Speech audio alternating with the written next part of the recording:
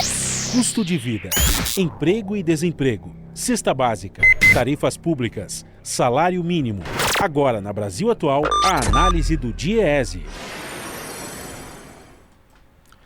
E agora nós vamos conversar com o diretor técnico do DIEESE, Fausto Augusto Júnior. Bom dia, Fausto.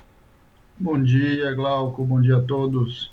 Fausto, ontem nós tivemos a notícia de que o governo pretende retomar a reforma trabalhista em plena crise do coronavírus, né? Nós comentamos já em algumas ocasiões aqui que a boiada que o ministro Ricardo Salles falou de tentar passar no Congresso durante a pandemia não era só na área do meio ambiente, era também em outras áreas, inclusive na legislação trabalhista. E agora a gente tem aí o anúncio da formação de um grupo de especialistas para tratar de novas medidas que na prática são reduções de direitos do trabalhador. Como é que você vê aí a formação desse grupo, Fausto? Então, Glauco, na verdade isso não é novidade, né? O GAEC lá que eles estão chamando foi um grupo que foi constituído logo no início do governo Bolsonaro, e a intenção clara dele é construir um conjunto de propostas que reveja basicamente a CLT nos aspectos dos direitos trabalhistas, do direito ao acesso à justiça do trabalho e em relação às questões sindicais.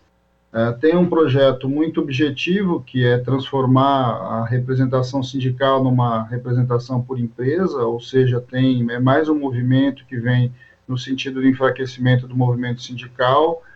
A gente já vinha visto isso já nas MPs, ou seja, tanto na MP 936 quanto 927, que está em tramitação no Congresso Nacional, eles já carregam alguns desses elementos. Quer dizer, a intenção do governo é trazer para o Brasil o modelo sindical lá chileno, que seja aquele modelo sindical em que há uma pulverização e um enfraquecimento do movimento sindical em geral, de modo que você possa ali substituir os sindicatos por negociações individuais e aos poucos ir constituindo os chamados sindicatos por empresa, o que significa que, de fato, você colocaria uma enormidade grande aí de sindicatos. A gente já fala que hoje tem mais de 10 mil sindicatos e que isso é um problema. Imagine você poder colocar um sindicato em cada unidade de trabalho. Essa é uma das propostas que já estava contida nesse documento, por esse grupo. Outras questões estão vinculadas a reduzir o acesso à justiça do trabalho. Na verdade, a proposta efetiva desse governo é a de desconstrução da justiça do trabalho. De certo modo, a gente já tem visto isso em algumas medidas que veio por dentro da medida provisória 905, que foi derrubada pelo Congresso, que volta insistentemente, houve várias tentativas de volta pela 936 e agora pela 927, ou seja, o que a gente está vendo ali não é nada mais do que a gente já tinha visto antes, do que o governo já tinha proposto e que ele, de várias formas, tenta colocar. A carteira de trabalho verde e amarela é uma das propostas já há algum tempo também em discussão. Essa deve ser mais uma proposta que deve avançar agora na continuidade aí dessas questões da reforma trabalhista. Agora, Glauco, o que impressiona é que a visão econômica do governo passa que a questão do desenvolvimento tem a ver com a retirada dos direitos do trabalhador. Trabalha-se o tempo todo com a ideia de que você tem que ampliar cada vez mais o número de trabalhadores sem proteção em relação às questões trabalhistas. É uma visão antiga, uma visão que foi desenvolvida ali no final da década de 70 do ano passado, do século passado, ali na Inglaterra, pela Thatcher, depois pelo Reagan nos Estados Unidos, e eles tentam trazer isso para o Brasil. Já está muito claro que essa é uma visão superada. O que a gente deveria buscar é a ampliação dos direitos sociais, é a reorganização e o reequilíbrio das forças do povo. Não é isso que a gente está vendo agora por conta dessas propostas que estão aí.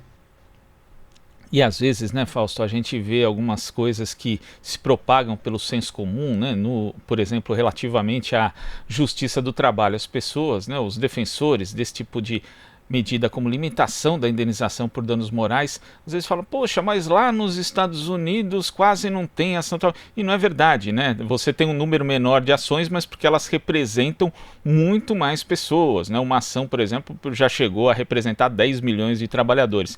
Então lá o sistema é diferente, não existe de fato uma justiça trabalhista de forma específica ali, né? Mas a justiça, ela julga causas também de cunho trabalhista. E não existe limitação limitação de indenizações. Quando a gente compara as indenizações por danos morais ou as outras indenizações, né, que são relativas basicamente a direitos não pagos, elas são muito pequenas aqui no Brasil quando comparadas aos Estados Unidos. A gente vê então o governo tentando reforçar ainda mais a restrição do acesso ao trabalhador à justiça trabalhista e também o governo seguindo nas práticas antissindicais que já vinham desde o governo Temer, Fausto. Vamos lembrar, Glauco, que um dos grandes problemas aqui no Brasil também é a velocidade da justiça. Isso também é uma diferença bastante importante quando a gente olha para a justiça anglo-saxônica, seja na Inglaterra, seja nos Estados Unidos. Quer dizer, o tempo médio de ação e de julgamento de ação é muito menor nesses países. Algo que aqui no Brasil, se a gente pegar a média da justiça comum, a gente vai ver o quanto isso se coloca. A outra questão também importante, Glauco, é que a Justiça do Trabalho ela tem um caráter, em especial a partir da Constituição de 88, do fortalecimento ou da busca da negociação coletiva. Inclusive, para você chegar até o julgamento, você tem instâncias outras de tentativa de diminuição desse conflito, né? O tratamento do conflito faz parte do nosso modelo de representação e do nosso modelo de relações de trabalho. O que se coloca ali, e cada vez isso nos preocupa bastante, é que existe uma história. O modelo de relações de trabalho no Brasil é um modelo antigo, é um modelo que tem mais de 70 anos, quer dizer, é um modelo constituído e consolidado. Ele tem os seus problemas, é claro que ele tem os seus problemas, Glauco, mas é preciso lidar com os seus problemas e não simplesmente desconstruir todo o sistema de relações de trabalho. Ou seja, a prevalência da ideia, por exemplo, do acordo individual em relação ao acordo coletivo já é um grande problema disso. Imagina como é que você vai explodir o número de acordos. A gente viu isso só num pequeno experimento que foi a 936 agora. O quanto que os trabalhadores individualmente têm muito pouco acesso, de fato, não só a conhecimento, mas a possibilidade de fazer a negociação. Acho que essa é uma questão colocada e que precisa ser olhado com bastante atenção. Se discute que tem que ter a liberdade irrestrita do ponto de vista da questão sindical, mas, na verdade, o que se busca é a quebra do monopólio da negociação. Ou seja, o que é isso?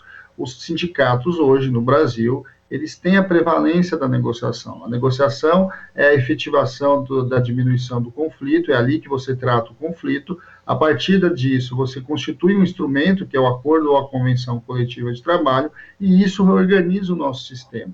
A partir disso que você vai reconstituindo, ou seja, a própria questão da justiça do trabalho, ele é uma decorrência disso, ou seja, é algo que depois que a negociação se estabelece, você vai ter algum grau de controle desse processo de negociação e da legislação trabalhista. O que se busca é, de alguma forma, desconstruir o arcabouço legal, ou seja, a CLT de um lado, de outro, enfraquecer os sindicatos e colocar o conjunto dos trabalhadores simplesmente à disposição do que o empresariado assim deseja.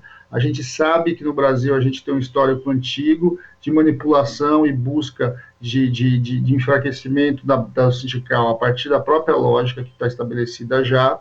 Imagina quando você for quebrando essas amarras.